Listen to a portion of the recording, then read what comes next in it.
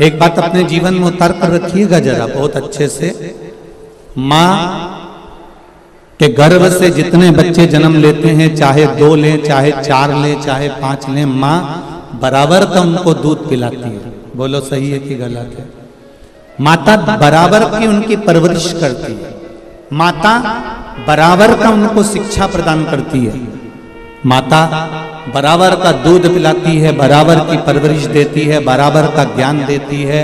पर कोई बेटा डॉक्टर बन जाता है, कोई कलेक्टर बन जाता है, कोई बहुत ऊंचे पद पर पहुंच जाता है, और कोई कोई बेटा एक छोटी सी दुकान खोलकर अपना यापन करता रहता है।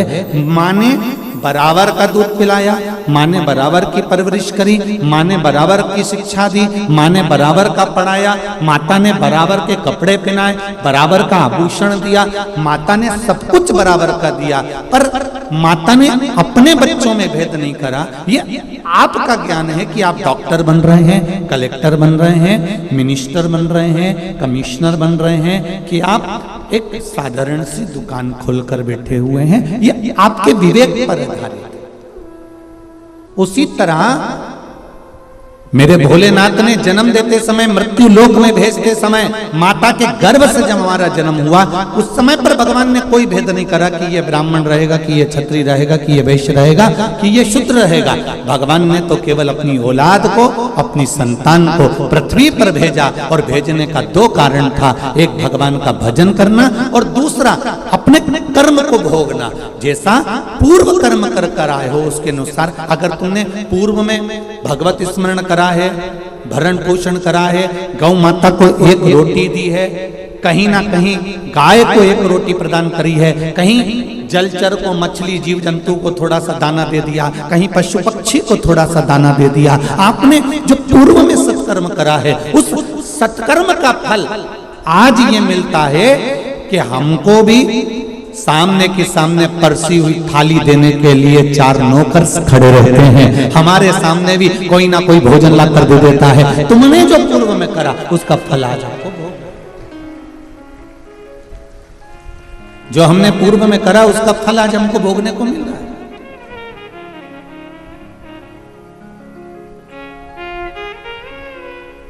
यहां इतनी सारी माताएं बैठी है,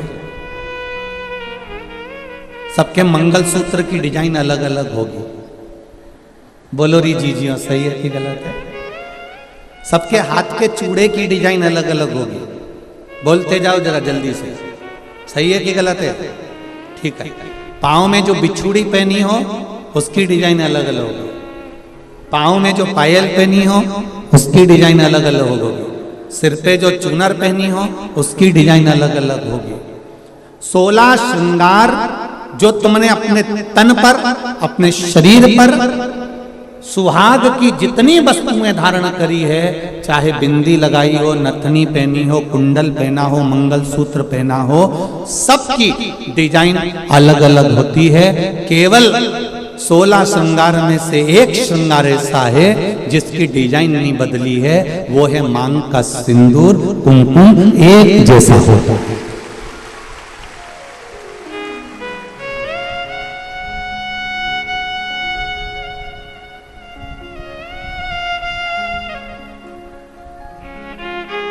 बोलो सही है कि गलत है? मांग का सिंदूर, मांग की कुंकू, मांग में लगने वाला कुमकुम, इसकी डिजाइन कितनी बदल गई लोगों की जिंदगी में। मंगलसूत्र की डिजाइन बदल गई, चूड़े की डिजाइन बदल गई, कुंडल की, नथनी की, बेंदा की, सब की डिजाइन बदली, टीकी की भी डिजाइन बदल गई, पर नहीं बदली तो मांग के सिंदूर कंकु की डिजाइन नहीं बदली, क्योंकि इस डिजाइन को तो परमात्मा ने छाप कर भेजा है, तो उसको बदलना भी मुश्किल है, वो नहीं बदल सकता।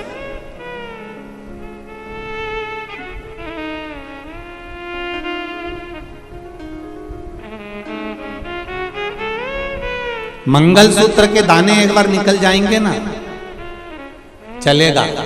नाक की नथनी एक बार निकल जाएगी ना, चलेगी। बिछुड़ी जल्दीबाजी में कहीं निकल जाएगी ना, चलेगी। बिंदी कहीं निकल जाएगी ना, चलेगी। हाथ का चुड़ला कहीं निकल कर रखा गया ना, चलेगा, पर मांग का सिंदूर कभी भी मांग से नहीं निकलना चाहिए। ये शिव महापुराण की कथा है। अब 16 श्रृंगार में से एक श्रृंगार ऐसा है मांग का सिंदूर जिसमें कोई भेद नहीं है। करोड़पति माता भी अपने सिर में लगाती है और एक सब्जी बेचने वाली भी अपने सिर में लगाती है। वो सिंदूर ने समानता बनाकर रखी। एक ब्राह्मण की घर की माता भी सिर पर लगा रही है तो एक वैश्य के घर की माता भी सिर पर लगा रही है। एक क्षत्रिय के घर की माता भी सिर पर लगा रही है तो एक शूद्र के घर की माता भी अपने सिर पर लगा रही है। सारा श्रृंगार पैसे के बल पर ऊंचा नीचा हो सकता है, मंगलसूत्र पैसे के बल पर ऊंचा नीचा हो सकता है, हाथ के चूड़े पैसे के बल पर ऊंचे नीचे हो सकते हैं, पांव की पायल पैसे के बल पर ऊंचा नीचा हो सकता है। केवल मांग का सिंदूर, कुमकुम, ये पैसे के बल पर ऊंचा नीचा नहीं होता। ये गरीब और अमीर सबकी समता बता देता है कि यहाँ सब बराबर हैं। मांग के सिंदूर के आगे, कुमकुम के आगे सब बराबर है। कितनी बड़ी बात रामचरितमानस में आती है। थोड़ा ध्यान लगाकर सुनना मेरे धान के कटोरे वालों सब। छत्तीसगढ़ वासी सबले बढ़िया, जम के बोलो जरा, सबले बढ़िया छत्तीसगढ़िया। तो मेरा छत्तीसगढ़ वालों से निवेदन है, और जितने लोग टीवी के माध्यम से कथा हैं और जितने लोग आस्था चैनल, फेसबुक, यूट्यूब के माध्यम से कथा सुन रहे हैं, अपने जीवन में एक बात उतार कर रखना रामचरितमानस की। रामचरितमानस में राम जी ने रावण की ओर देखा, लंका की ओर देखा, और लंका की ओर देखकर राम जी ने हनुमान जी को समझौता करने के लिए भेजा। जाओ हनुमान, जरा समझौता करना है रावण से। इतने में जामवंत, अंगद और जितने बानर थे वो बोलते हैं, प्रभु काय को समझौते की बात करते हो, मिटा देते हैं उस रावण को। देरी नहीं लगेगी, चुटकी भर में उस रावण को मिटा देंगे।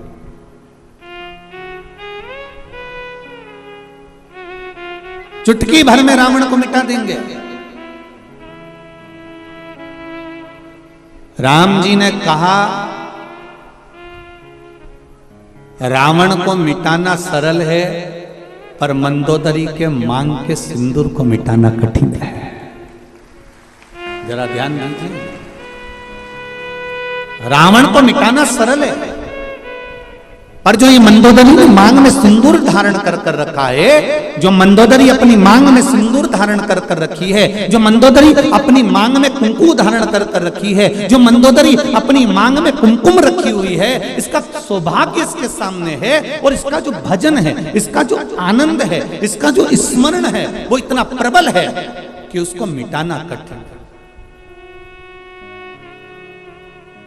फिर निवेदन करूंगा, मेरी जितनी माताएं यहाँ बैठी हैं, जितनी मेरी बहन बैठी हैं, जितनी मेरी जीजियाँ बैठी हुई हैं, जितनी मेरी बेटियाँ बैठी हुई हैं, निवेदन करूंगा, मंगल पाणिग्रहण संस्कार होने के बाद में, विवाह हो जाने के बाद में, अपने मस्तक पर मांग में, भले आजकल तो फैशन हो गया, ज्यादा सिंदूर नहीं लगाती हैं माताएं, कुंकू नहीं लगाती हैं, थोड़ा उनको एक अलग सा फील होता है, तो उनको वो थोड़ा, मेरा निवेदन है कि मेरी जीजियों से, मेरी माताओं से, मेरी बहनों से, मेरी बेटियों से निवेदन है, शादी होने के बाद में मांग में,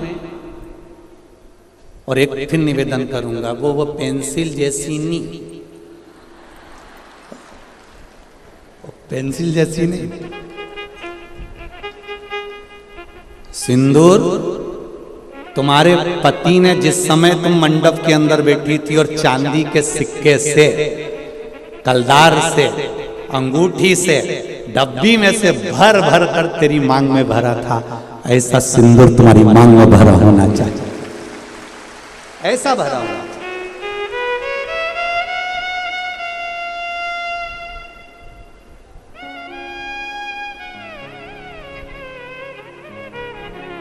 आपके माथे के सिंदूर, आपके मस्तक की कुंकू पर जो कुंकू आपने लगाया है, जो मस्तक पर सिंदूर लगाया है, वो बड़ा, हम सिंदूर और कुंकू का इसलिए बोल रहे हैं, टीकी का इसलिए नहीं बोल रहे हैं क्योंकि टीकी तो आज के जमाने में तुम ढूंढते रह जाओगे।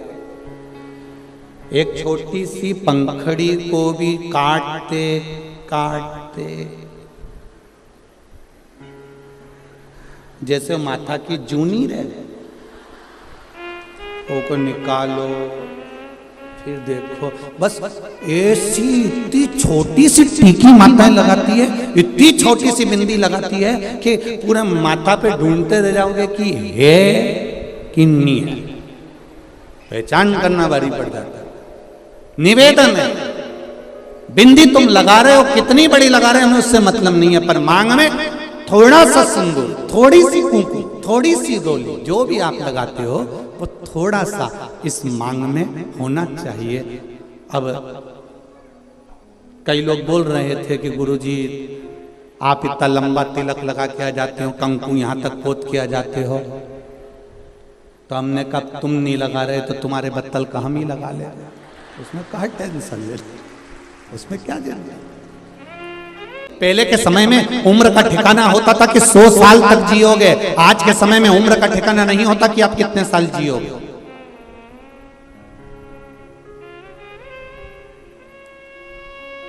आय बढ़ाने का साधन प्रत्येक मनुष्य ढूंढ रहा है। आप भी जितने लोग बैठे हो ना, हमारी आय बढ़ना चाहिए, हमारी कमाई बढ़ना चाहिए, हमारा व्यापार बढ़ना चाहिए, हमारा पैसा बढ़ना चाहिए। आय बढ़ने का साधन प्रत्येक मनुष्य ढूंढता है, पर मनुष्य ये नहीं ढूंढ पाता कि आय के साथ में मेरी उम्र कैसे बढ़े। आय बढ़ाते बढ़ाते बढ़ाते बढ़ाते मनुष्य की उम्र घटती चली जा रही है।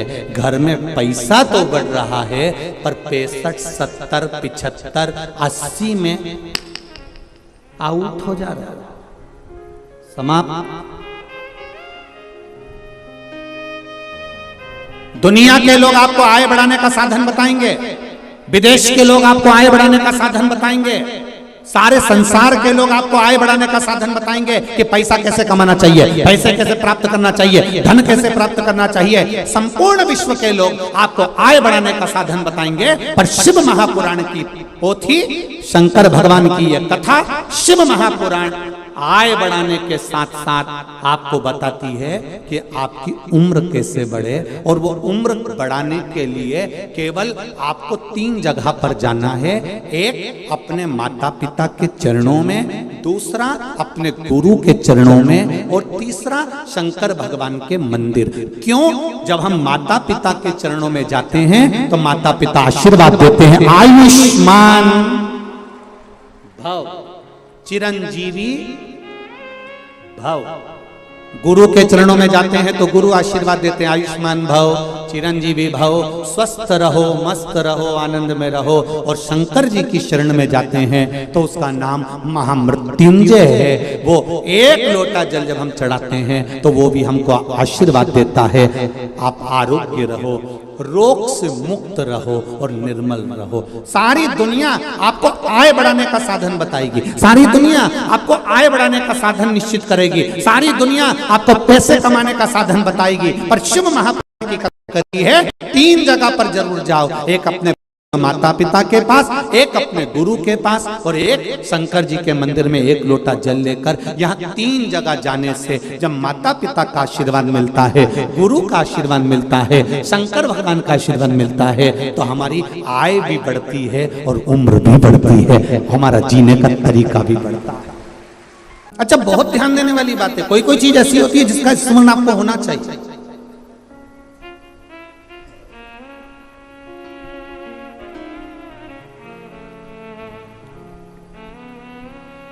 चश्मा पढ़ते समय याद आता है। बोलो री जी हो, सही है कि गलत है? चश्मा अगर पंडाल में भूल गए, घर पर भूल गए, पढ़ते समय चश्मा याद आता है। बत्ती सी, जम के बोलो जरा, खाते समय याद आती है। मैंने फ्रिज में रखी थी, हमारा दांत ना जाने कहाँ चले गया, बहू को आवाज लगाई, देख तुम्हारी बत्ती सी कहाँ रखी है? मम्मी तुमने कटोरी में रखी थी फ्रिज में, उसमें तो है ही नहीं। मालूम पड़े कथा में आई थी, बैग में दरी की दरी रखी, बैग कोई चुरा के लगा, बत्ती सी। चश्मा पढ़ते समय याद आता है, बत्ती सी खाते समय याद आती है, और शिव नाम मरते समय याद आता है कि शिव में है। शंकर का अनुमोदन है क्या? शिव तत्व है क्या? शंकर का गुणगान क्या है? शिव महापुराण का रस तत्व क्या है? ये मृत्यु की सैया पर पड़े रहोगे, प्राण छूट रहे होंगे, मृत्यु के घाट पर जा रहे होगे, तब याद आएगा कि श्री शिवाय नमस्तुभ्यम में है क्या, एक लोटे जल में है क्या, एक बेलपत्री में क्या है, ये मृत्यु की सैया पर याद आएगा। चश्मा पढ़ते समय याद आता है, बत्ती सी खाते समय याद आती है, शिव नाम मरते समय याद आता है कि शंकर के उस नाम में तत्व क्या छुपा है, क्या है? उम्र घटती चली जा रही है, पैसा बढ़ रहा है, मकान बढ़ रहा है, जायदाद बढ़ रही है, सब कुछ बढ़ रहा है, पर उम्र घट रही है। पहले मरने की उम्र कितनी थी? बोलो तो रे, 100 साल, और वो भी 100 तुम्हारी पूरी नहीं थी, वो तो मांग तूंग के लेकर आए थे। पहले मनुष्य की उम्र, गधा की उम्र, कुत्ता की उम्र, उल्लू की उम्र सबकी बराबर थी, 40-40 साल। पहले मनुष्य जीता था, 40-40 साल की उम्र थी, 40 वर्ष तक जीना था। गधे की उम्र 40, कुत्ता की उम्र 40, उल्लू की उम्र 40, मनुष्य की उम्र 40। एक बार मनुष्य ने भगवान से जाकर कहा, प्रभु मेरी उम्र 40 वर्ष की कर दी, इतनी छोटी सी उम्र में मैं कमाऊंगा, कमा कर इकट्ठा करूंगा, जब तक तो मर जाऊंगा, मेरी उम्र बढ़ा दीजिए। भगवान ने कहा जब समय होगा तब बढ़ाएंगे, चिंता मत करो। थोड़े समय के बाद में गधा आ गया। गधा ने भगवान विष्णु से कहा, प्रभु तुमने मेरी उम्र 40 साल कर दी, इतनी लंबी उम्र में क्या करूंगा प्रभु, मेरी उम्र कम कर दो। 40 साल तक लोगों का बोझा ढोऊंगा, लोगों का वजन ढोऊंगा, मेरी उम्र कम कर दो। भगवान विष्णु ने कहा, कितनी उम्र कर दूं तेरी? बिल्कुल आधी कर दो। भगवान ने गधे को 20 साल का बना दिया। मनुष्य फिर आ गया, उसने कहा, प्रभु मेरी उम्र बढ़ा दो। भगवान ने कहा, गधे के 20 साल बचे हैं, दे दूं क्या? कि चलेगा, दे दो प्रभु। मनुष्य 40 से गधे के 20 साल लेकर कितना हो गया? जम के बोलो जरा, 60। थोड़ी देर बाद कुत्ता आ गया। कुत्ते ने आकर भगवान से कहा, प्रभु मेरे को 40 साल की उम्र दे दी, 40 साल तक मैं लोगों के दरवाजे पर बैठा रहूं, भोंकता रहूं, दुम हिलाता रहूं, झूठन चाटता रहूं, आप मेरी उम्र कम कर दो। भगवान ने कहा, कितनी कम कर दूं? बिल्कुल आधी कर दो। कुत्ता को 20 साल का बना दिया। थोड़ी देर बाद मनुष्य आ गया, प्रभु 60 में मेरा क्या होगा? भगवान ने कहा, कुत्ता की बची है, चले ले जा। कितने का हो गया? 80। थोड़ी देर बाद उल्लू आ गया। उल्लू ने आकर कहा, प्रभु 40 साल तक पेड़ों पर टंगा रहूं, रात रात भर जागता रहूं, मेरे बस का नहीं है, प्रभु मेरी उम्र कम कर दो। भगवान ने कहा, ठीक है उल्लू, कितनी कम करूं? बिल्कुल आधी कर दो, तू आज से 20 साल का रहेगा।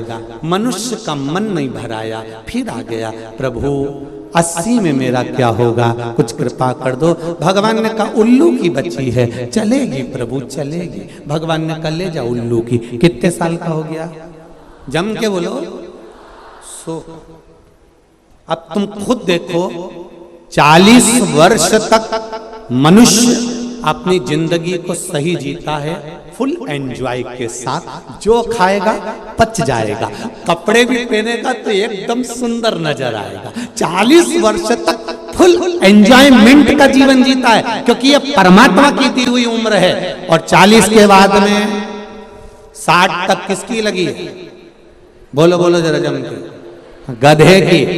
इसलिए पूरे परिवार का बोझा ढोता है, बच्चों को पढ़ाना है, बड़ा करना है, शादी करना है, बहन बेटी का मायरा भरना है। 60 साल तक ये केवल बोझा ढोता है गधे की तरह। 60 के बाद जो उम्र लगी, बोलो रे बोलो रायपुर, 60 से 80 की उम्र कुत्ता की लग गई।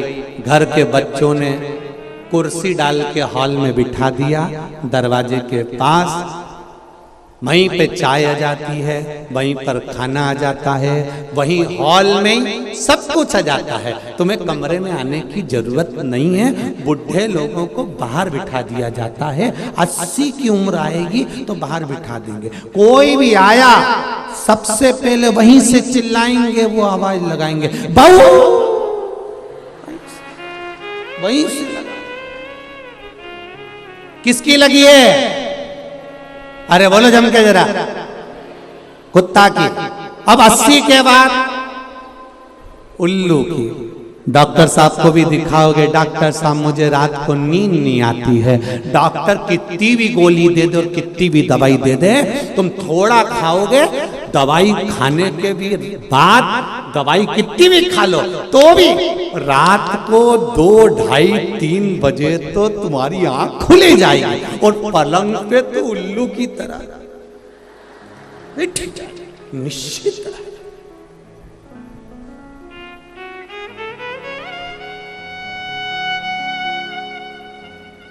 80 से 100 वर्ष तक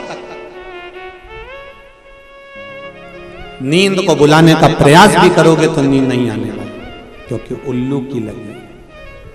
इसलिए शिव महापुराण की कथा कहती है 40 तक की जिंदगी अपनी है। उस जीवन को इतना खुश होकर जियो कि बाकी की जिंदगी खुश होकर जी सको। इतना खुश होकर, फुल आनंद के साथ।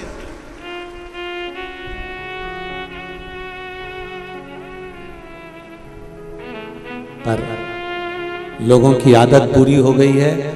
40 साल तक की जिंदगी को लोग रो रो कर जीते हैं। शिव महापुराण की कथा कहती है अपनी जिंदगी को खुश होकर जी। गया जमाना कि 100 साल तक जीते थे। आज के जमाने में कुछ मालूम है क्या? अपने आस पड़ोस में देखो, अपने पड़ोसियों को देखो, अपने रिश्तेदारों को देखो, उम्र का कोई ठिकाना मालूम पड़ता है? कौन कब चले जाए, जवान की जवान प्राण छोड़ देते हैं। जरा सा अटैक आया, जरा सा शुगर हुई, जरा सी बीमारी हुई, समाप्त।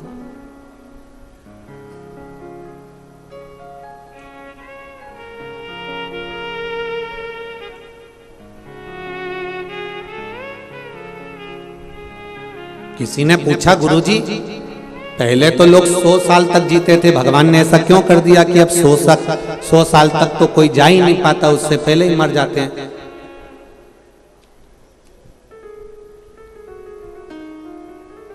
तो ऐसा ही है। वो तो सरकार जब 1000 का नोट बंद कर सकती है तो भगवान भी तो 100 साल तक बंद कर सकते हैं।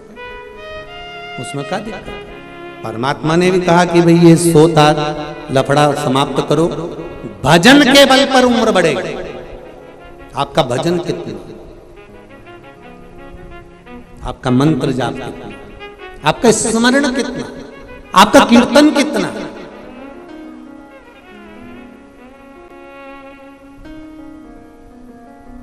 कहे ना राम नाम लीनो तूने भरी जवानी में, तू डूब के मर जा रे चुल्लू भर। अच्छा, एक टेंशन वाली बात तो है कि ये इतना बड़ा मनुष्य चुल्लू भर पानी में डूब के कैसे मरता होगा रे? ये भी तो सोचने वाली बात है कि इतना बड़ा मनुष्य, इसको तो कुआं चाहिए, नदी चाहिए, बावड़ी चाहिए, तालाब चाहिए, और ये तो चुल्लू भर पानी में महाराज बोल रहा है कि तू डूब के मर जा रे। तो शिव महापुराण की कथा कहती है, जो ये मानव का शरीर प्राप्त करने के बाद भी भगवान का भजन नहीं करता, जो ये मानव का शरीर प्राप्त करने के बाद भी भगवत गुणगान नहीं करता, जो ये मानव का शरीर प्राप्त करने के बाद भी अपने माता पिता की सेवा नहीं करता, जो ये मानव का शरीर प्राप्त करने के बाद भी कभी शंकर भगवान की कथा को नहीं सुनता, ये मानव का शरीर प्राप्त करने के बाद भी जो परमार्थ का काम नहीं करता, किसी दीन दुखी कोई गरीब आदि की सहायता नहीं करता, शिव महापुराण की कथा कहती है फिर वो मनुष्य नहीं रहता, वो एक कीड़े की तरह रहता है, और कीड़ा चुल्लू भर पानी में डूब के मर सकता है। इसलिए कहा कि तू डूब के मर जा रे चुल्लू।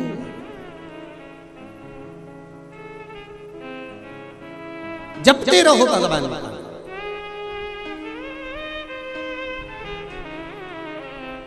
भगवान की अविरल भक्ति जपते रहो, करते रहो, आप पुकारते रहो उस परमात्मा को, वो सुनेगा, ये निश्चित है, ऐसा नहीं कि नहीं सुनेगा। एक बार नहीं सुनेगा, दूसरी बार सुनेगा। प्रैक्टिकल करके देखो,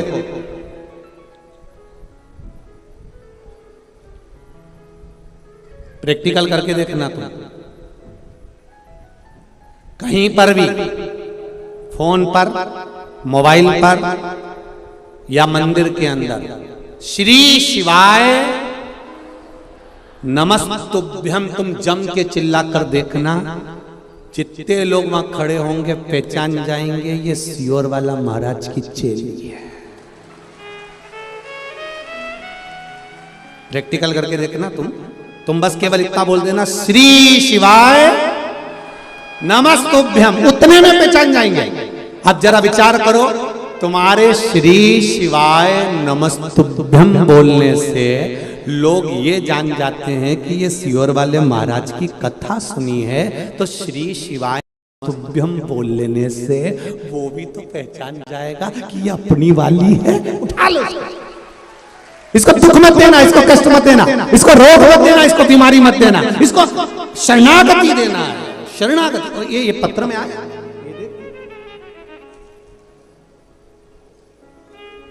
भगवान जाने क्या बना के भेजा।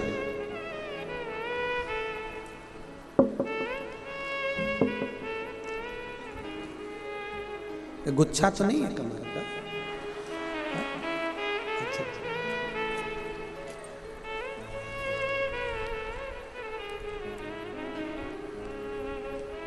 पहले चैनल वालों से कहूंगा ये जरूर दिखा देना, जो भी है हमारे छत्तीसगढ़ की पहचान है। नमन करता हूं, हमारे छत्तीसगढ़ की पहचान है, इतना सुंदर बनाया है, बहुत बहुत साधुवाद, धन्यवाद। उस पे आपने पत्र लगाया है। मेरा नाम चंदाबाई साहू है, ग्राम पंचकोशी धाम, पटेवा, नया पारा, राजिम, छत्तीसगढ़ से आई हूँ। कहीं बैठी हो तो हाथ हिलाइए, आप ही हैं। श्री शिवाय नमस्तुभ्यम, दोनों हाथ हिला दो एक बार ऐसे, श्री शिवाय नमस्तुभ्यम। गुरुजी 2 साल पहले मेरे दोनों चेस्ट में गठान हो गई थी, मेरे दोनों चेस्ट में गांठ हो गई, गठान हो गई। वो गांठ धीरे धीरे बढ़ती जा रही थी। फिर हमने 2022 मई के महीने में रायपुर एम्स हॉस्पिटल में चेकअप करवाया। चेकअप में आया, डॉक्टर साहब ने कहा ये गठान कोई साधारण नहीं है, आप इसको हल्के में ना लें और इस गठान का ऑपरेशन करना पड़ेगा और निकाल के इसको जांच के लिए मुंबई भेजा जाएगा। और ये गठान आप किसी को भी दिखा लो, कोई भी बता देगा कि ये गांठ वही मानी जाएगी। ये 2 गांठ आपके चेस्ट में हो गई है, दोनों गांठों को निकालना पड़ेगा, ऑपरेशन करना पड़ेगा। हमने डॉक्टर साहब से कहा, डॉक्टर साहब आप कुछ दवाई दे दो, और दवाई लेकर ऑपरेशन तो अभी हम नहीं कराएंगे डॉक्टर साहब, और दवाई लेकर हम घर आ गए। दवाई को ले जाकर हमने शिव जी के मंदिर में शंकर भगवान को दे दिया, भोलेनाथ हम दवाई जरूर खाएंगे पर आपको ऑपरेशन की नौबत मत आने देना और मेरा ऑपरेशन टाल देना, मेरे शरीर में कोई ऐसी बीमारी मत देना बाबा, मैं तेरी हूं तू मेरा है। एक लोटा जल चढ़ाना प्रारंभ करा, एक बेलपत्र खाना प्रारंभ किया और दवाई का सेवन भी भगवान शिव की कृपा से करना प्रारंभ किया। गुरुदेव दूसरी बार हम फिर एम्स में डॉक्टर को दिखाने के लिए गए। डॉक्टर साहब ने कहा कि बड़ा विचित्र काम हो गया, एक सप्ताह पहले 2 गांठ थी और जो गांठ मुंबई जांच के लिए जाना थी, आश्चर्य हो रहा है कि आपकी जो जांच हो रही है उसमें एक भी गांठ नहीं आ रही है। यह शिव है, यह शंकर है, यह ओघ है। बैठिए, प्रणाम करता हूं। और आप राजिम से आई हैं, छत्तीसगढ़ का बैकुंठ है राजिम, राजिम की धरा को भी नमन करता हूं। श्री शिवाय नमस्ते। ये शिव है। ओ घड़ी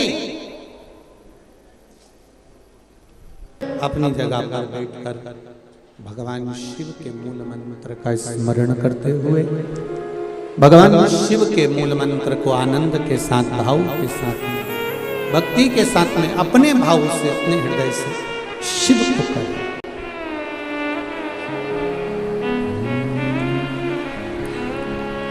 श्री शिवाय नमस्तु, श्री शिवाय नमस्तु, श्री शिवाय नमस्तु, श्री शिवाय नमस्तु, श्री शिवाय नमस्तु। शिव कथा कर रहे, भगवान शंकर का गुणगान कर रहा है। माता पार्वती जी के साथ में शिव जी का मंगल विवाह हुआ। शिव दूल्हा बने, पार्वती दुल्हन बनी।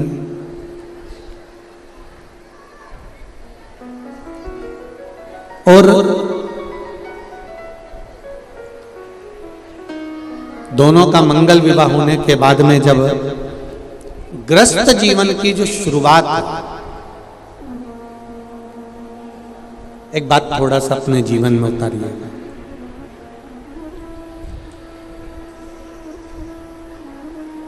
अच्छा लगे तो अपने जीवन में उतार कर जरूर रखना कि जिस बेटी का विवाह जब हो जाए और बेटी ससुराल चली जाए तो मेरी माताओं से, मेरी दीदियों से, मेरी बहनों से निवेदन करूंगा कि जब बेटी का विवाह हो जाए और बेटी ससुराल चली जाए तो निवेदन है बेटी को यह सीख देकर भेजना कि बेटी तुम ससुराल जा रही हो, मना नहीं है, पर ससुराल की छोटी छोटी बात अपने मायके में कभी मत बताना, उस जगह पर रहकर उसको समाप्त कर।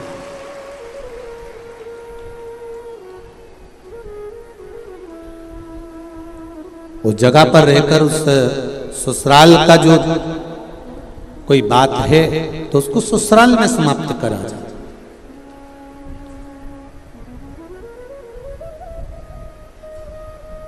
बड़ों की, जितने घर में जो बुजुर्ग होते हैं ना, घर के जो बड़े होते हैं, बड़ों की बात आज के जमाने में कोई नहीं मानता, पर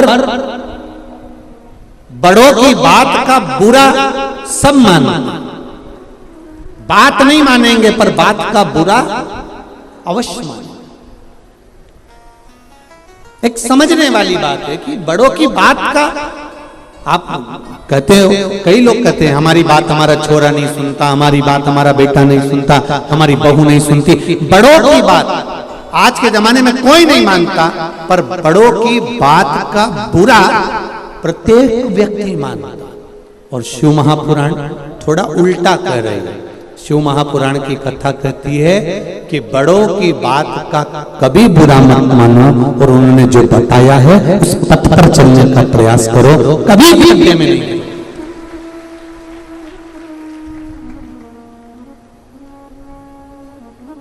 बड़ों की बात अगर मानकर चलोगे तो जिंदगी में कभी नीचे नहीं गिरोगे। एक बड़ा सुंदर संवाद आता है, एक लड़के की शादी नहीं हो रही और लड़के की शादी नहीं हो रही, बड़े परेशान हो गए लड़के के मम्मी पापा, पिताजी, माताजी कि लड़के की शादी नहीं हो रही। एक जगह पर लड़के की शादी पक्की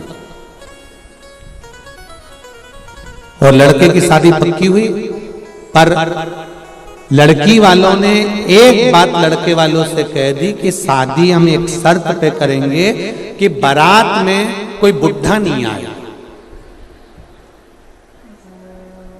अब देखिए जरा शिव पुराण की कथा का स्मरण करिएगा। हम शादी करने को मना नहीं कर रहे हैं, हम शादी जरूर करेंगे, पर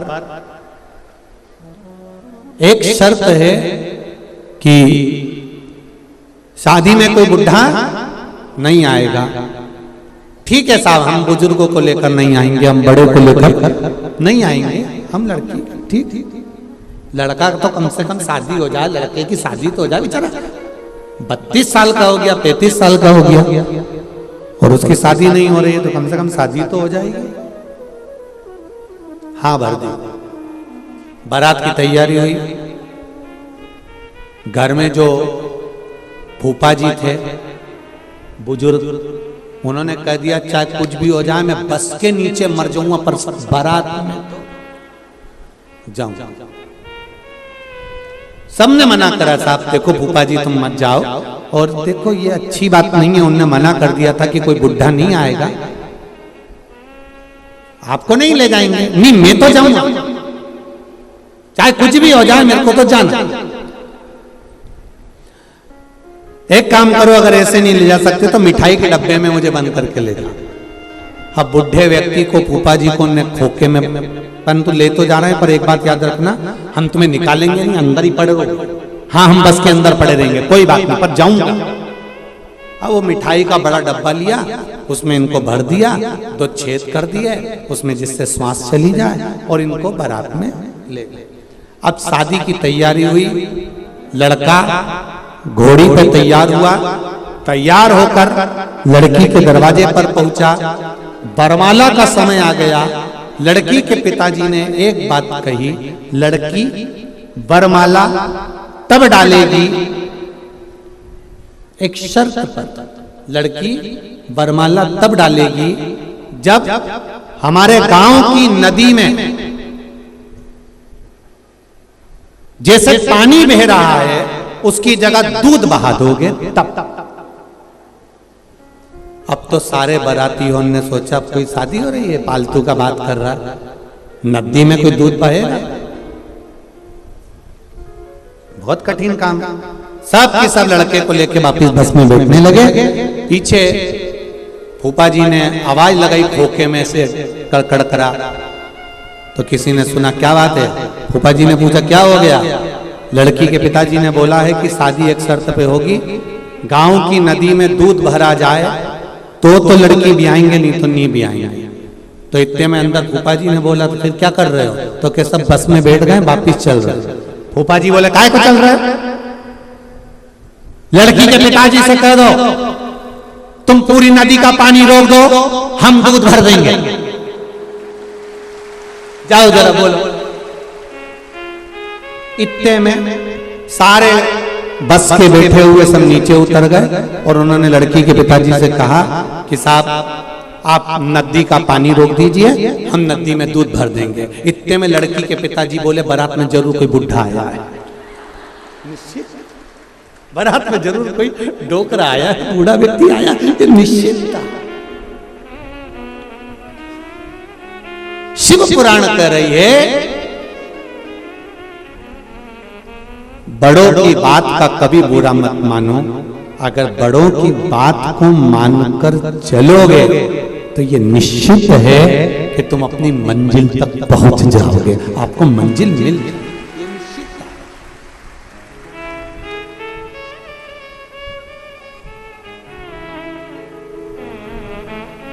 अब मानो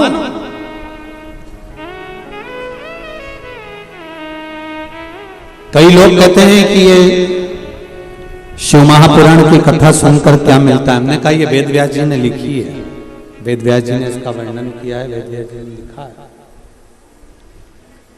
और यदि वेद व्यास जी ने इसका वर्णन किया है, लिखा है, तो ये निश्चितता है कि इससे कुछ ना कुछ तो मिल सकता है। ऐसा नहीं है कि शिव महापुराण से नहीं मिलेगा। शंकर भगवान माता पार्वती जी के साथ में विराजमान हुए हैं कैलाश धाम पर, और जो परिवार का एक क्रम जो प्रारंभ हुआ है, परिवार का एक जो तत्व प्रारंभ हुआ, पार्वती जी का नियम था, शिव जी भगवान की भक्ति में डूबे रहते थे और पार्वती मैया भगवान शंकर की सेवा में निरंतर लगी रहती थी। निरंतर मेरा संपूर्ण माताओं से निवेदन, भाइयों से निवेदन है, जितने घर के बुजुर्ग हैं, बड़े हैं, उनसे भी निवेदन है, प्रयास करो, थोड़ा डीले कम करो अंदर वाले। आप प्रयास करिए अपने जीवन का।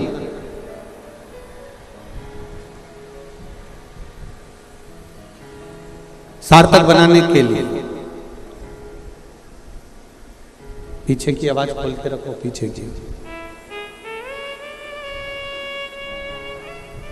एक पति और पत्नी का जो जीवन होता है,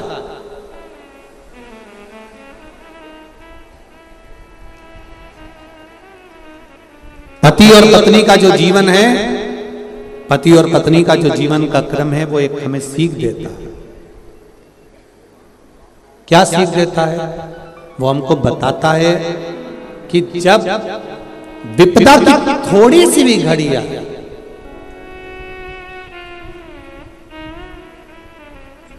पीछे की एलईडियां चालू कर दीजिए, एलईडियां आपसे बंद पड़ी रही।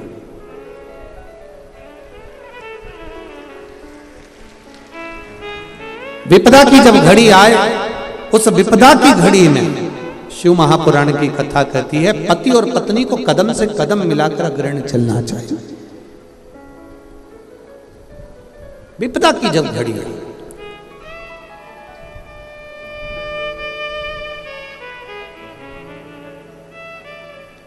शरीर में जब पीड़ा होती है ना, शरीर में जब कष्ट आता है, तो हम होम्योपैथी, एलोपैथी, डॉक्टर के पास जाते हैं।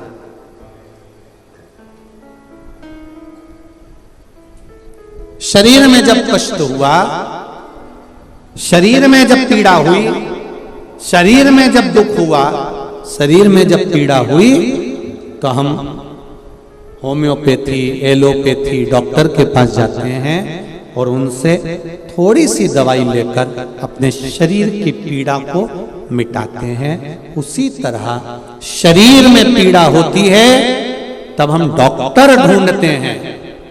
और शिव पुराण कहती है जब मन में पीड़ा हो तो शिव महापुराण की कथा को ढूंढो। मन की पीड़ा, अपने भीतर की जो पीड़ा है, अपने अंदर की जो पीड़ा है,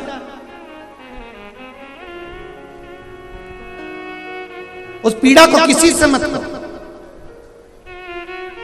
अगर आप किसी के सामने जाकर रोगे भी ना, तो दुनिया के लोग कहते हैं पहले तो खूब फूली फूली फिरती थी, अब जगत में रोती फिर रही है। आप अगर रोना भी चाहते हो और अपने दिल की बात किसी से कहना भी चाहते हो, तो किसी से मत कहो।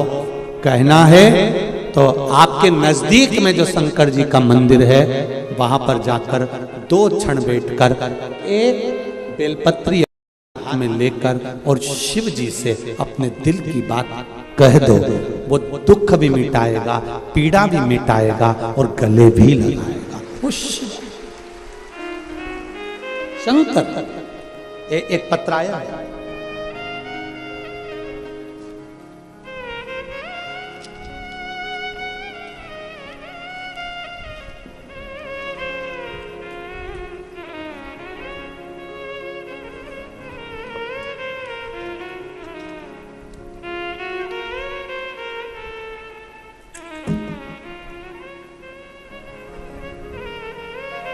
मैं आयुषी साहू शिवानंद नगर रायपुर से हूँ। कहीं बैठी हो आयुषी जी तो हाथ हिलाइएगा। आप ही हैं? श्री शिवाय नमस्तुभ्यम। दोनों हाथ ऐसे हिला दो एक बार बेटा। श्री शिवाय नमस्तुभ्यम। मैं आयुषी साहू शिवानंद नगर रायपुर से हूँ।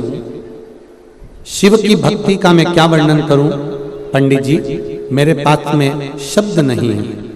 पहला, मेरी माता का नाम पुष्पलता साहू है, जिसका मैं फोटो डॉक्टर के यहाँ पर जब वेंटिलेटर पर मेरी माँ पड़ी रही उसका फोटो में लगा रही हूँ। आप भी एलईडी पर, आस्था चैनल पर, फेसबुक यूट्यूब पर आप वो फोटो देख रहे हैं। मेरी माता का नाम पुष्पलता साहू है। वो 5 साल से किडनी की बीमारी से ग्रसित है और उनका हॉस्पिटल में डायलिसिस चल रहा है। इसी बीच उनके हार्ट में दिक्कत आई और डॉक्टरों ने कहा कि ऑपरेशन के बिना ठीक नहीं होगा। हम ऑपरेशन के लिए तैयार हो गए और डॉक्टर ने कहा कि 1 हफ्ते बाद ऑपरेशन होगा। इसी 1 हफ्ते में माता जी ने आपके द्वारा बताया गया पीपल के पत्ते वाला उपाय करना प्रारंभ करा। डॉक्टरों ने जांच करी। जब 1 हफ्ते का जो समय मिला उसमें हमने पीपल के पत्ते वाला प्रयोग करा, क्योंकि हम लोग भी पढ़े लिखे हैं, हम ये सब चीजों पर विश्वास नहीं करते थे। पर मेरी माँ ने कहा कि एक बार आप सियोर वाला महाराज कहता है तो एक बार करो तो प्रयास। और पीपल के पत्ते का जब हमने प्रयास करा, डॉक्टर के यहां हम वापिस जब लेकर गए तब 20 दिन तक डॉक्टर ने 20 दिन के बाद हमको जब बुलाया और हमने जब वापिस जाकर उनको दिखाया, दिखाने के बाद उनको पुनः फिर तेज बुखार आया और बुखार आने के बाद फिर हम उनको वापिस लाए और आपने जो पीपल के पत्ते वाला प्रयोग बताया वो करना प्रारंभ करा। गुरुदेव, हम उनको वापिस हॉस्पिटल ऑपरेशन की तैयारी कर लेकर गए और डॉक्टर ने जांच कर कहा इनका ऑपरेशन कराने की जरूरत नहीं पड़ेगी, ये दवाई से ठीक होना प्रारंभ हो गई। ये दवाई से ठीक होना प्रारंभ हो गई हैं। गुरुदेव, अब बाबा की कृपा से उनका हार्ट का ऑपरेशन नहीं हुआ और वो धीरे धीरे ठीक होती चली जा रही हैं। बाबा की कृपा। इस साल होली में माँ के मुंह में लकवा भी लग गया। शरीर में इतनी कमजोरी थी कि डॉक्टर ने कहा एडमिट होना पड़ेगा। मम्मी ने कहा दवाई ले आओ, एडमिट हो जाऊंगी, मना नहीं। शिवजी पे चढ़ा हुआ 1 लोटा पानी दवाई के साथ शिवजी को समर्पित कर खाना प्रारंभ करा, जल लेना प्रारंभ करा और मुंह का लकवा भी धीरे धीरे ठीक हो गया। ये शिव है। शंकर, बैठो बेटा। श्री शिवाय नमस्ते। एक पत्र और बड़ा सुंदर आया,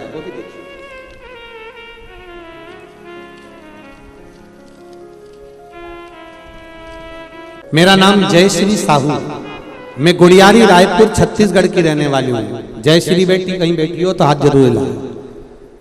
जय श्री साहू, गुड़ियारी रायपुर। आप इधर है बेटा? श्री शिवाय नमस्ते। गुड़ियारी छत्तीसगढ़ की रहने वाली हूँ। गुरुदेव, मैं पिछले 3 साल से MBBS की तैयारी कर रही थी, परंतु सफल नहीं हुई, असफलता मिलती रही। फिर मैंने आपकी कथा श्रवण कर शिवलिंग पर 1 लोटा जल और बेलपत्री में शहद लगाकर शिवलिंग पर चढ़ाना प्रारंभ किया और इसी साल MBBS के अलॉटमेंट लिस्ट में मेरा नाम बाबा देवादिदेव महादेव की कृपा से आ गया। गुरुदेव 9/11/2022 को जिस दिन कथा चालू हुई, बाबा की कृपा से Shri Shankaracharya institute of medical science college Bhilai में मेरा एडमिशन हो गया है। मैं बाबा को भोग लगाने के लिए आया। श्री शिवाय नमस्तुभ्यम। बेटा खुश हो गए अब तो? श्री शिवाय नमस्तुभ्यम। ऐसे ही निवेदन करूंगा, जैसा कर्माबाई ने खिचड़ी खिलाकर भगवान को साहू समाज का गौरवान्वित नाम किया, ऐसे आप भी डॉक्टर में गौरवान्वितता महसूस करें, यही बाबा से विनती है। एक पत्र और बड़ा सुंदर है, देखिए। मेरा नाम विजय कुमार तथा मेरी पत्नी का नाम सीता वर्मा है और हम लोग शाश्वत नगर रायपुर छत्तीसगढ़ से आए हुए हैं। कहीं बैठे हो तो हाथ हिलाइए भाई, कहीं बैठे हो तो आप इधर है क्या? श्री शिवाय नमस्ते बहन, दिख गए। पति पत्नी दोनों आए क्या? श्री शिवाय नमस्ते बहन। मेरा नाम विजय कुमार तथा मेरी पत्नी का नाम सीता वर्मा है और हम लोग शाश्वत नगर रायपुर छत्तीसगढ़ से हैं। आपका कथा हम लोग 2019 से सुन रहे हैं। हमारे पास घर नहीं था, बाबा जी की कृपा से हमारा घर भी बन गया। कोई भी बाधा नहीं आई। गुरुजी मेरे भोले शंकर की कृपा का क्या मैं बखान करूं। शादी को 15 वर्ष हो गए थे, कोई संतान नहीं था गुरुदेव। हम सब दूर भटक लिए, हमने सारे प्रयास कर लिए पर संतान नहीं हुई। तब कथा में आंकड़े की जड़ का उपाय किया, पशुपति व्रत भी करा, डॉक्टरी इलाज भी करवाते रहे गुरुदेव। उसके बाद भी संतान नहीं हुई।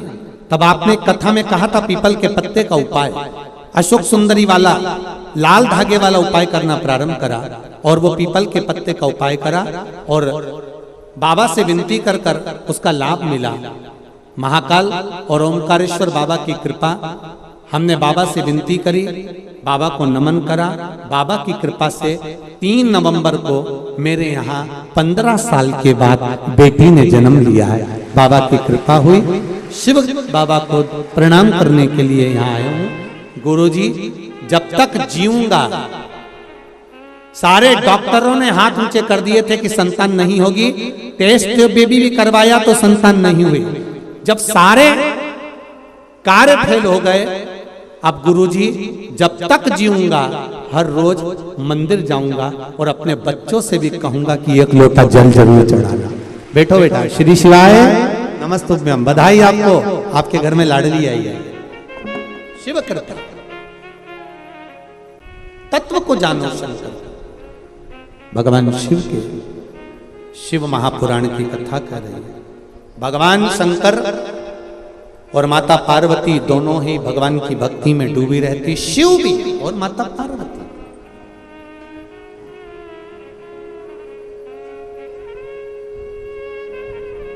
समय आया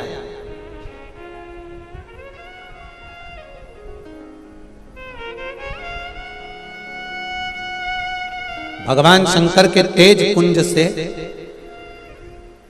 गंगा जी के जल से 6 पुत्रों का जन्म हुआ जो कृतिकाओं को दिया गया। कृतिकाओं ने उस पुत्र को पाल पोस कर बड़ा करा तो उसका नाम षडानंद कार्तिकेय रखा गया। कार्तिकेय जी का जन्म का एक कारण और था तारकासुर का संहार, तारकासुर को मारना।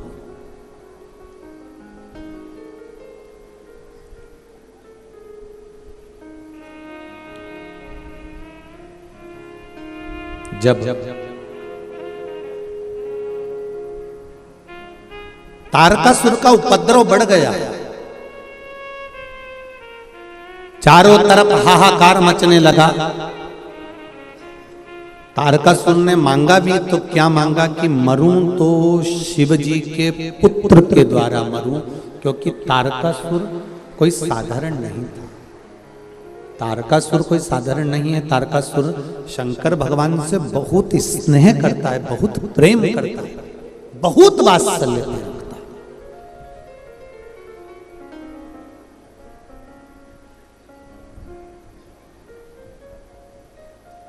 तारकासुर ने मांगा कि अगर मरूं तो शिव जी के पुत्र के द्वारा मरूं। और शिव जी की कृपा हुई, तारकासुर को मारने के लिए कार्तिकेय का जन्म हुआ। कार्तिकेय बाबा को माता पार्वती जी ने कह दिया ये तारकासुर है, पर इसका संहार तो करना, पर इसके हृदय में चोट ना लगे। इसके हृदय में शिव बैठे हुए, भगवान शंकर इसके हृदय में बैठे हुए हैं। शिव महापुराण की कथा कहती है जो शंकर का भजन करता है, जो शिव का स्मरण करता है, शिव नाम के जाप में दिन रात डूबा रहता है, शंकर की भक्ति में जो डूबा रहता है, शिव पुराण कहती है उसका दिल कभी मत दुखाओ वरना जिंदगी नरक जैसी हो जाती है। नरक जैसी।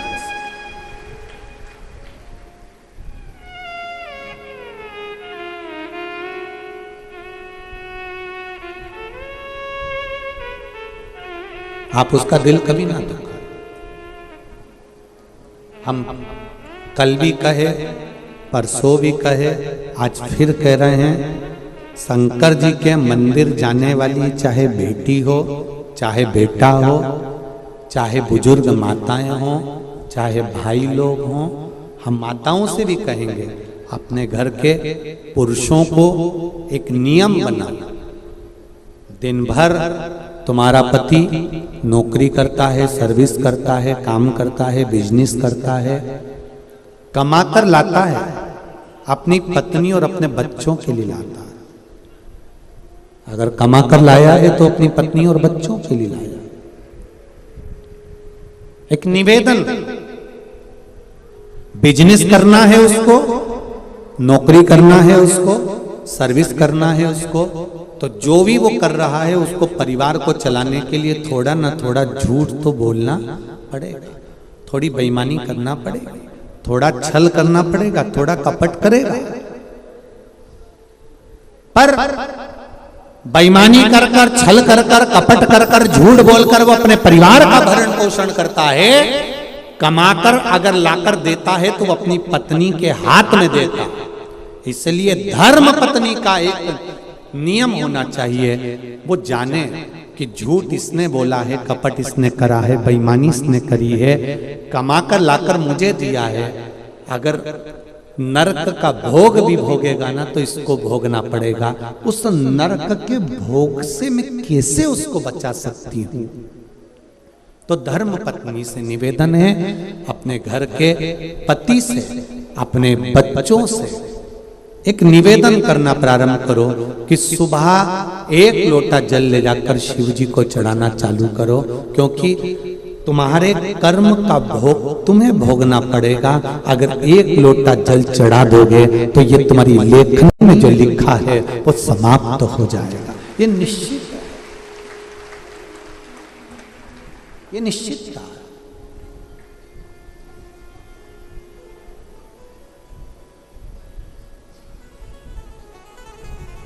आप उसको समझाओ। माना आज का जमाना, लोग कहते हैं कि आप जल चढ़ाने से होता क्या है। आज का जमाना जरा विचित्र है, लोग बात प्रश्न बहुत करते हैं, बहुत प्रश्न।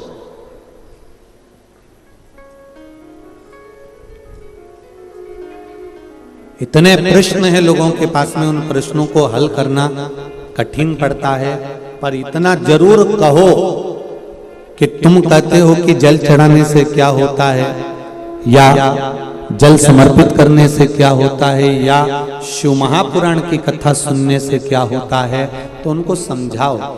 जैसे भोजन हमने किया और भोजन शरीर के अंदर गया, जाने के बाद हमको नहीं मालूम कि ये शरीर में क्या करेगा, पर इतना जरूर है कि भोजन जब अंदर जाएगा तो शरीर में बल मिलेगा, और बल मिलेगा तो आप मेहनत कर सकेंगे और दुनिया के आगे मेहनत कर कर आगे बढ़ सकेंगे। उसी तरह शिव महापुराण की कथा या एक लोटा जल हम शिव जी को चढ़ा रहे हैं, उसका बल हमको अंतिम समय तक जरूर प्राप्त रहता है, ये निश्चितता।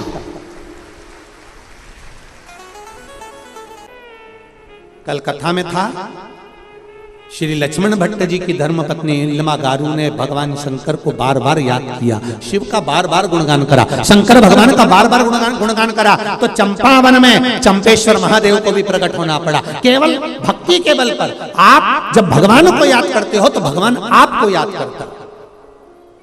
चंपावन में चंपेश्वर महादेव केवल इल्मागारू जो बार बार शिव जी का गुणगान कर रही है, बार बार शंकर भगवान का स्मरण कर रही है, बार बार भगवान शंकर की भक्ति को धारण कर रही है, वो इल्मागारू ने शंकर भगवान को प्रकट कर दिया,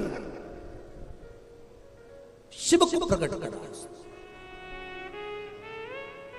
कथा का मूल सार तत्व यह है कि आप अगर कथा में आए हो तो विश्वास रखकर बैठना। जैसे ये पत्रों का ढेर लगा है और पत्र पीछे ढेर लगे पड़े हुए हैं, ये पत्र में आपका विश्वास है। एक बच्चे ने तो यहाँ तक लिखा है कि कल गाड़ी से जा रहे थे मेरे भैया, ये लिखा है। कोई पुलिस वाले का फोटो तक दिया किसी आर्मी के मैन का, जरा देखिए। बाबा मेरा नाम नीतू वर्मा है, मैं सिमगा जिला बालोदा बाजार की रहने वाली हूँ। मैं क्या बखान करूं, इस मंत्र का श्री शिवाय नमस्तुभ्यम का मैं क्या वर्णन करूं, शंभू की महिमा का क्या मैं बखान करूं। मेरे अंकल पुलिस की सर्विस करते हैं जो कि बालोदा बाजार में जिले के थाना सिमगा से हाईवे पेट्रोलिंग करते हैं।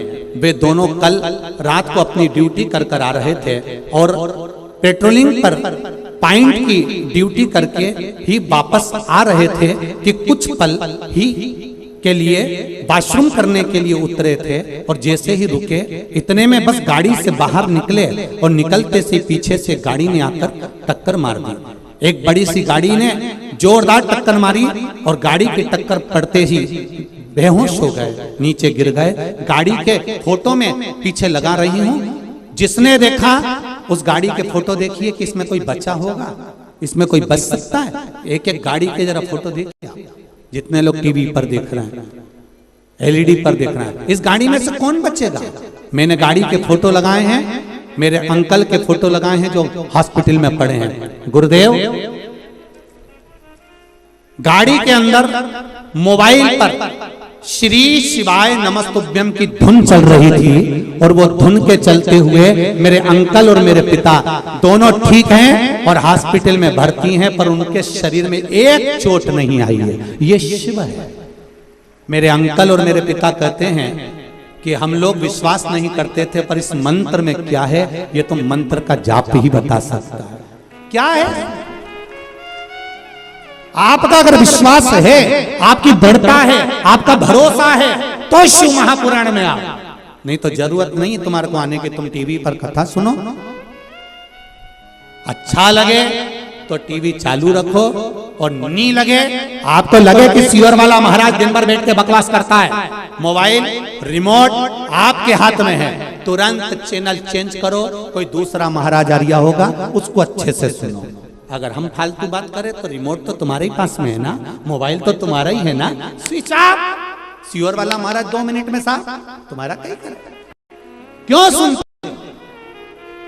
विश्वास हो तो शिव है, भरोसा है तो शंकर है, और अगर विश्वास नहीं तो देवादिदेव महादेव भी तुम्हारे लिए सम्मुख में नहीं खड़े हो सकते। फिर तुम्हारी गति तुम जाओ, शिव को जाओ। अपनी जगह पर बैठकर बाबा से हृदय की बात कहते हुए मूल मंत्र शिव महापुराण का श्री शिवाय नमस्तुभ्यम का सब दिल से बोले और दिल से बाबा से प्रार्थना करें अपने भाव से। श्री शिवाय नमस्तुभ्यम, श्री शिवाय नमस्तुभ्यम, श्री शिवाय नमस्तुभ्यं, श्री शिवाय नमस्तुभ्यं, श्री शिवाय नमस्तुभ्यं। भगवान शिव की कृपा हुई। माँ जगत जननी ने कहा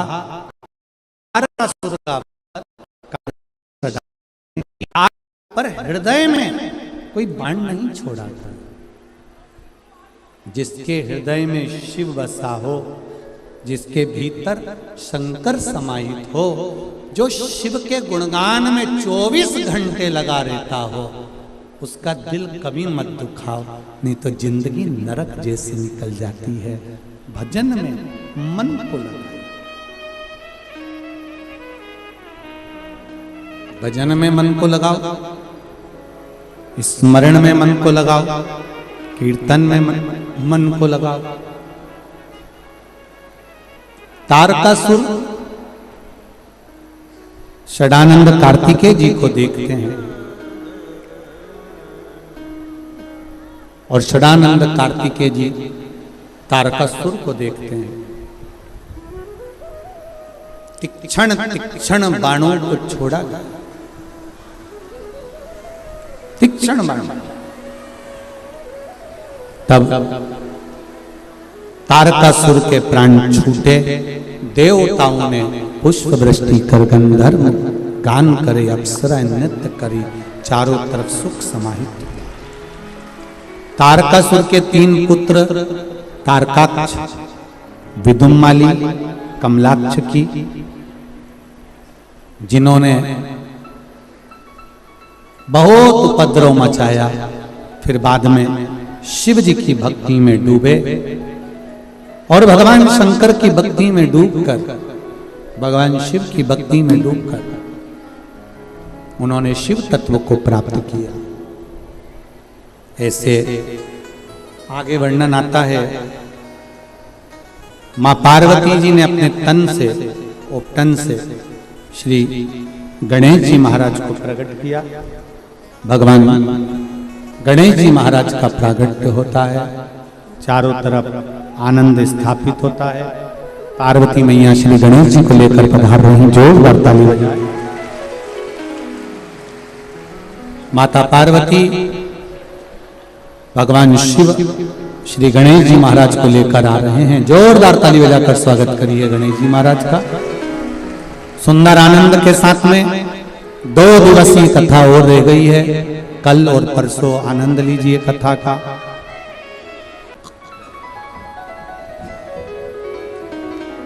भगवान शिव की अविरल भक्ति और मुक्ति का केंद्र शिव महापुराण की कथा आज अपने तृतीय दिवस पर विराम ले रही है। बड़े आनंद के साथ में, भाव भक्ति के साथ में आप सब 2 दिवसीय कथा और है, भाव के साथ, आनंद के साथ कथा का रस तत्व अवश्य ग्रहण करें और अपने जीवन को सार्थक बनाएं। हर हर महा